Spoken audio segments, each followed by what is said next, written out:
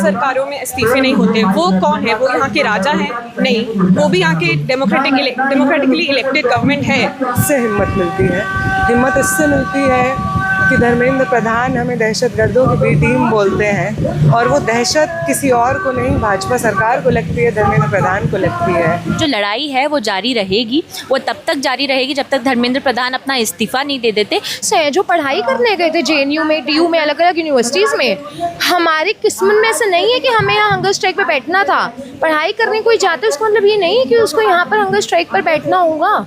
लेकिन ये देखिए कैसी गति बन गई है इस देश की कि हमें यहाँ पर ये करने पे मजबूर कर दिया इस सरकार ने।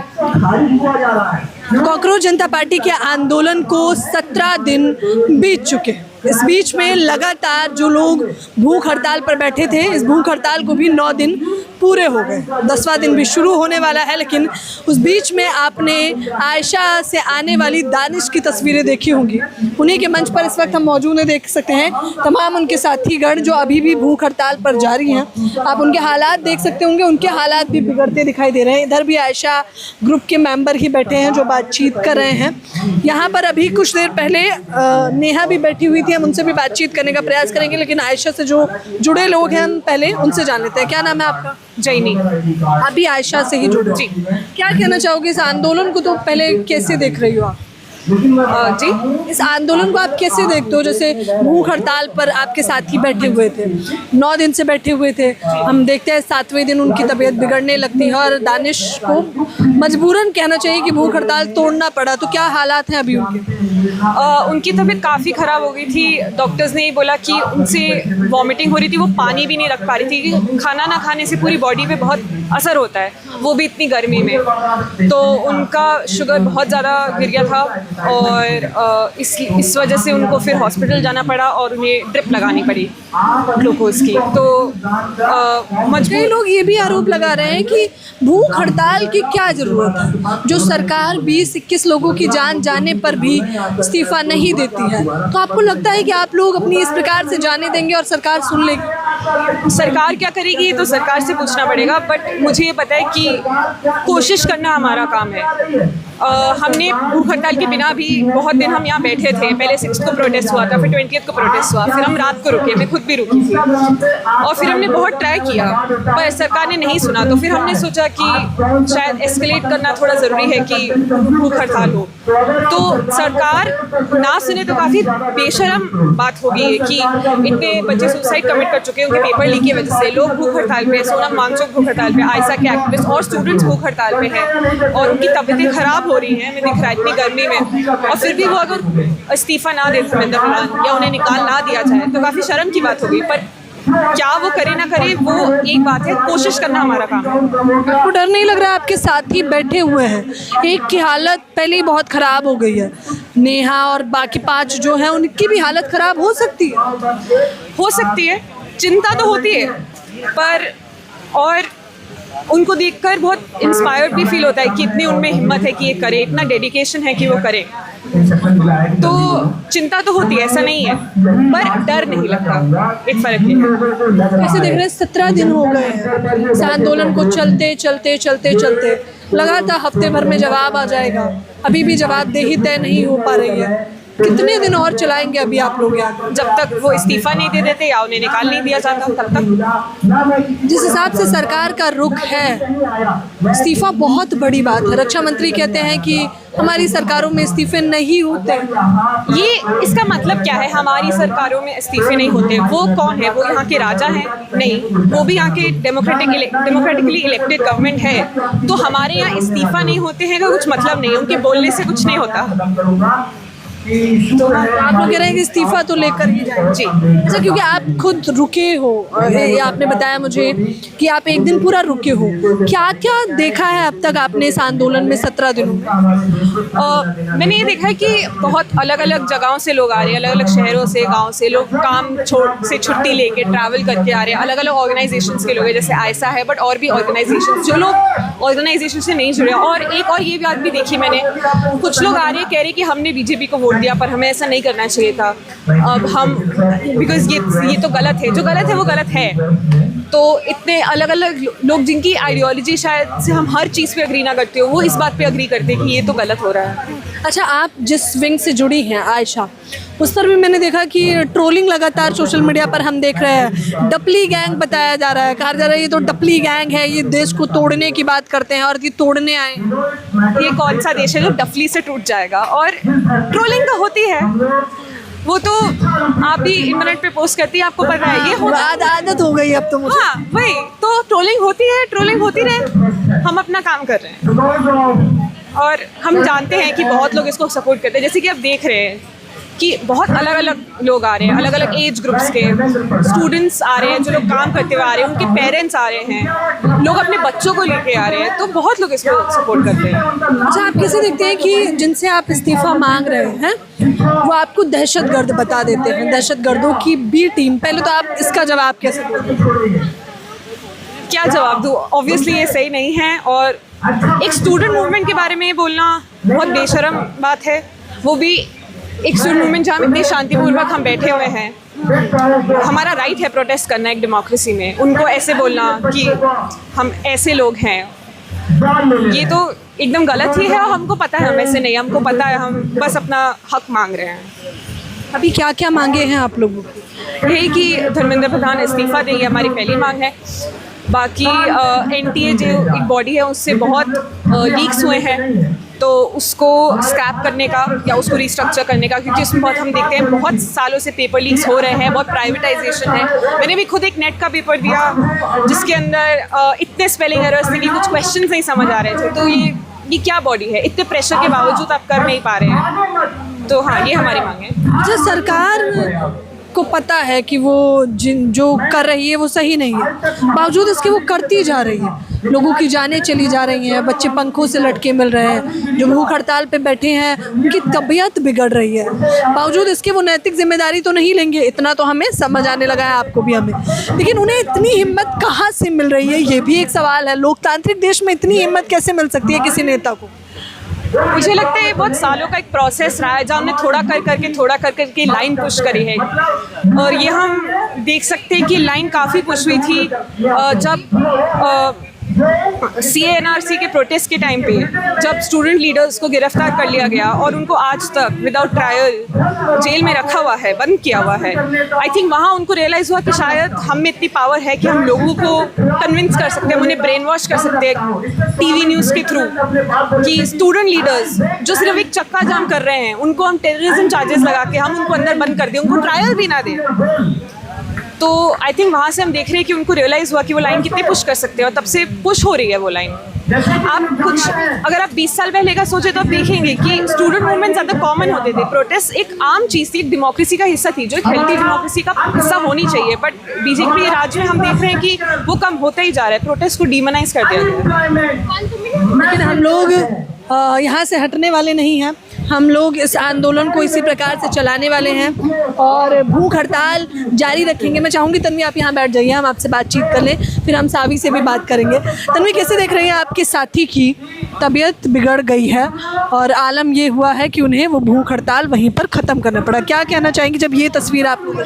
मैं तो ये कहना चाहूँगी कि जो शिक्षा मंत्री आज हमारे बैठे हैं अपने सिंहासन पे, उन्हें थोड़ी शर्म करनी चाहिए कि उनकी वजह से आज इतने जो छात्र हैं उनकी जान जोखिम में आ पड़ी है। आज देखेंगे कि दानिश जो पिछले 8-9 दिनों से भूख हड़ताल पर थी, उन्हें मजबूरन उठना पड़ा क्योंकि उनकी तबीयत इतनी ज़्यादा बिगड़ गई थी। वो पिछले 2 दिनों से उल्टी किए जा रही थी, एक बार उन्होंने पानी की उल्टी की, दूसरी बार उन्होंने एसिड की उल्टी करी।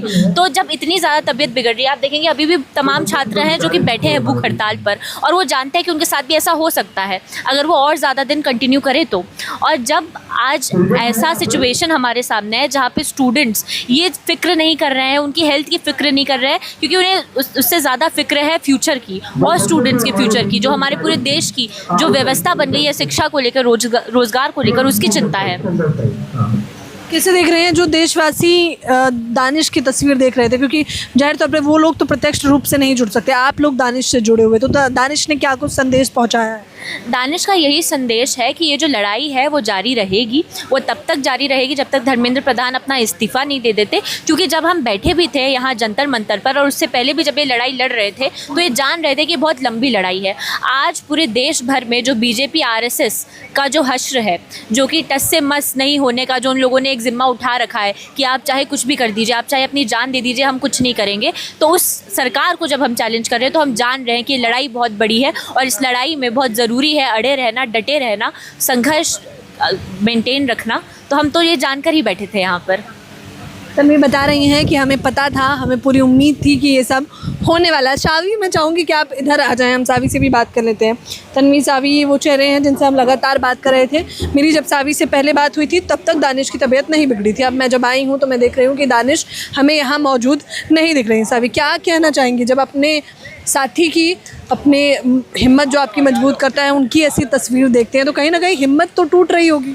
देखिए, जब हमें पता चला कि दानिश की तबीयत इतनी ज़्यादा ख़राब हो गई है कि अब हॉस्पिटलाइज़ करना ही पड़ेगा, हम सब ने देखा यहाँ पर सिर्फ हम लोग नहीं, यहाँ की भीड़ पूरी इकट्ठा हो जाती है। और जिस तरीके से उनको स्ट्रेचर पे लेटाकर लेकर जाया जा रहा था, हम तो जानते हैं उनको इसलिए इतना दिल टूट रहा था, लेकिन और लोग भी यहाँ पर जो मौजूद नहीं, जो दूर से भी देख रहे थे, सब लोग, हम कमेंट्स पढ़ेंगे, हमसे लोग पूछ रहे हैं कैसी हालत है, मतलब उससे साफ पता चल रहा है कि लोग कितना जुड़े हुए हैं इस चीज़ से और कितना लोगों को फ़र्क पड़ रहा है कि ये सिर्फ स्टूडेंट्स हैं जो पढ़ाई करने गए थे JNU में, DU में, अलग अलग यूनिवर्सिटीज़ में। हमारी किस्मत में ऐसा नहीं है कि हमें यहाँ हंगर स्ट्राइक पे बैठना था। पढ़ाई करने कोई जाता है उसका मतलब ये नहीं है कि उसको यहाँ पर हंगर स्ट्राइक पर बैठना होगा। लेकिन ये देखिए कैसी गति बन गई है इस देश की कि हमें यहाँ पर ये करने पे मजबूर कर दिया इस सरकार ने, और बहुत बुरा लगा, बार बार बुरा लग रहा है। हमारे जितने साथी यहाँ पर हैं उनके लिए सोचकर बुरा लग रहा है कि आगे आने वाले दिन कितने मुश्किल होने वाले हैं। तो ये बिल्कुल आसान नहीं है, ये बहुत बड़ी जंग है, बहुत बड़ी जंग हम सब लोग लड़ रहे हैं यहाँ से। हमें उम्मीद नहीं थी कि किसी की इस प्रकार से तबीयत बिगड़ेगी, लेकिन हमें लगा कि शायद इतनी बिगड़ेगी तो सरकार फिर खुद से कुछ जिम्मेदारी लेते हुए कुछ एक्शन में आएगी, लेकिन अभी तक वो भी देखने को नहीं मिला है। साबित, सरकार को तो क्या ही फर्क पड़ रहा है, सरकार की प्रायोरिटीज़ बहुत अलग हैं। सरकार को घूमना है, सरकार को विदेश यात्रा पे जाना है, सरकार को हमें ज्ञान देना है कि आप पेट्रोल मत खरीदिए, सरकार को बोलना है कि आप खाना मत खाइए, चूल्हा मत चलाइए, पता नहीं क्या क्या कह रही है आज की डेट में सरकार को फ़र्क नहीं पड़ रहा कितने किसान मरे, कितने वर्कर्स मरे, कितने छात्र मरे, महिलाओं पर क्या अट्रॉसिटीज़ हो रही हैं, होती रहे सरकार की वजह से। कुछ फ़र्क नहीं पड़ रहा है इस सरकार को। इस सरकार को फ़र्क पड़ रहा है कि हमारे देश विदेश में क्या छवि बन रही है, जो कि इतनी अच्छी है भी नहीं, लेकिन उसको भी दिखाने में लगी हुई है। मेलोडी से फ़र्क पड़ रहा है इस सरकार को, पता नहीं क्या क्या उल जलूल चीज़ें ला रही है सरकार, लोगों को उलझा रही है, और असल में जो दिक्कत हो रही है इस देश के युवा को उस पर बात ही नहीं कर रही है ये सरकार। तो इससे साफ पता चल रहा है कि अंबानी और अडानी की यार है, ना कि लोकतंत्र में लोगों की जो सुनना होता है, उससे फ़र्क ही नहीं पड़ रहा है इस सरकार को। जब हम देख रहे हैं कि ये गाना बार बार गाया जा रहा है कि हम देखेंगे, तो आप यहाँ से क्या क्या देख पा रहे हैं? देखिए, बहुत सारी चीज़ें हम यहाँ से देख पा रहे हैं और इतना तो एंटिसिपेट सोचा भी नहीं था कि ये सब देखने को मिलेगा। जैसे कि हमें यहाँ पर जो देखने को मिल रहा है वो है कि कैसे लोग लंबी लंबी बसों की जर्नी करके, ट्रेन की जर्नी करके आ रहे हैं यहाँ पर, कैसे लोग अपनी हैसियत के अकॉर्डिंग यहाँ पर कह रहे हैं हम आपकी कैसे मदद कर सकते हैं। यहाँ पर रोते हुए लोग आ रहे हैं, कह रहे हैं आप लोग कुछ भी हुआ ना तो हम छोड़ेंगे उन लोगों को जिन्होंने आपको कुछ करा है। ऐसे ऐसे लोग यहाँ पर आ रहे हैं जो इतना जुड़े हुए हैं इस आंदोलन से, और ये नहीं सोचा था हमने कि ऐसे लोगों से मुलाकात भी होगी। लेकिन देखिए, ये आंदोलन की इस गति के स्टेज तक पहुँच चुका है कि हम ये सब देख रहे हैं। इनफैक्ट यहाँ से हम इस सरकार को डरते हुए भी देख पा रहे हैं, क्योंकि हम देख रहे हैं कैसे धर्मेंद्र प्रधान डर में एक स्टेटमेंट दे देते हैं कि यहाँ पर तो जो लोग हैं वो दहशतगर्द की बी टीम है। कैसे नितिन नबीन जो बीजेपी के नेशनल प्रेसिडेंट हैं वो बोल देते हैं कि ये लोग वायरस हैं, इनको हम निपट लेंगे। ये हमें इतना बड़ा खतरा महसूस कर रहे हैं ये लोग कि ये बोले बीजेपी का एक एक कार्यकर्ता इनको सबक सिखाए। तो असल में हमें देख पा रहे हैं कि सरकार बहुत ज़्यादा डरी हुई है, दिखाना नहीं चाह रही है, लेकिन हम हमें सब देख पा रहे हैं। और यहाँ पर जितने लोग आए हुए हैं ना, उनसे हमें इतनी हिम्मत मिल रही है कि हम सच में एक अच्छे भविष्य को भी देख पा रहे हैं। तो बहुत सारी चीज़ें देख रहे हैं और बहुत सारी चीज़ें आगे देखेंगे, कैसे इस सरकार का गुरूर टूटेगा वो भी देखेंगे। सावी कह रही हैं कि हम वो भी देखेंगे कि कैसे इस सरकार का गुरूर टूटेगा, और हम देख पा रहे हैं कि यहाँ क्या क्या हो रहा है। हम देख पा रहे हैं कि ये आंदोलन कितना मजबूत है। नेहा, मैं चाहूँगी कि अगर एक लाइन में हम आपसे बातचीत कर सकें। हालांकि नेहा लगातार 9 दिनों से भूख हड़ताल में शामिल है, तो जाहिर तौर पर ज़्यादा बात नहीं होगी, लेकिन जितनी भी होगी, जो भी संदेश देना चाहे। पहले तो दानिश की तस्वीर देखने के बाद नेहा के जहन में सबसे पहले क्या आया? नहीं, हमें बहुत बुरा लगा क्योंकि दानिश की तबीयत बहुत ख़राब थी और वो उस ख़राब तबीयत में भी कह रही थी कि मैं कंटिन्यू करना चाहती, लेकिन उसका ब्लड शुगर और बाकी वाइटल्स इतने कम थे कि उनके कंटिन्यू करने का मतलब होता है कि उनके वाइटल ऑर्गन्स डैमेज हो जाते। तो हमने उनसे बात की तो फिर वो अग्री की, बहुत पुश करने के बाद। बहुत बुरा लगा क्योंकि हम लोगों ने साथ में सोचा था कि साथ में इस भूख हड़ताल को ख़त्म करेंगे और लंबा खींचेंगे, जब तक ज़रूरत होगी तब तक खींचेंगे। तो बुरा लगा, लेकिन फिर गुस्सा आया बहुत ज़्यादा कि हमारा हर वो इंसान जिसको हॉस्पिटल जाना पड़ रहा है वो अपनी मर्ज़ी से नहीं जा रहा है, धर्मेंद्र प्रधान ने उसे हॉस्पिटल भेजा है। और हर वो इंसान जो अस्पताल जाएगा उसके लिए हम 2 दिन और बैठेंगे यहाँ पे जितने लोग बैठे हैं। 9 दिनों से लगातार आप कुछ खा नहीं रही, ये हिम्मत कहाँ से मिल रही है? ये हिम्मत मिलती है हमारे शिक्षा मंत्री के नकारेपन से। ये हिम्मत मिलती है उन तमाम स्टूडेंट्स जो अपनी जान लेने पे मजबूर हो गए, उनके फैमिलीज़ से, जो यहाँ पे आ कर के कहान के पापा, प्रदीप मेघवाल के पापा यहाँ पे आकर के बोल के जाते हैं कि मैं बहुत शुक्रगुजार हूँ कि आपने हमारे बच्चों का नाम जीवित रखा है। हमारे बच्चे को एक कैजुअलिटी नहीं बनने दिया। उसके सपने थे, उसने प्लान किया था कि अपना एग्ज़ाम देने के बाद बर्फ़ घूमने जाऊंगा, देखने जाऊंगा। वो एक जीता जागता इंसान था जिसकी संभावनाओं पे, तमाम संभावनाओं पे पूर्ण विराम इस सरकार ने लगाया है। और आप लोग यहाँ पे जब तक बैठे हैं तब तक कहान मेरे लिए ज़िंदा है। उससे हिम्मत मिलती है। हिम्मत इससे मिलती है कि धर्मेंद्र प्रधान हमें दहशतगर्दों की बी टीम बोलते हैं, और वो दहशत किसी और को नहीं, भाजपा सरकार को लगती है, धर्मेंद्र प्रधान को लगती है। भाजपा के प्रेसिडेंट हमको वायरस कहते हैं, जिसके लिए पूरे भाजपा के कार्यकर्ता ज़मीन पे उतरने आ गए हैं। तो अगर आपके सारे कार्यकर्ताओं को राष्ट्र निर्माण का जो आप दावा करते हैं वो छोड़ करके यहाँ पे मौजूद आम छात्रों को हटाने पे उतर आना पड़ रहा है, तो आप बहुत डरे हुए हैं। हिम्मत उससे मिलती है। आप बहुत डरे हुए हैं, हिम्मत उससे मिलती है। दानिश की तबीयत ख़राब हुई, उसकी तस्वीरें देख के जाहिर तौर पर नेहा कह रही हैं कि बुरा लगा, और इसके लिए कोई और जिम्मेदार नहीं है बल्कि शिक्षा मंत्री धर्मेंद्र प्रधान ही जिम्मेदार हैं, और उनके इस्तीफे के बिना तो नहीं जाने वाले हैं।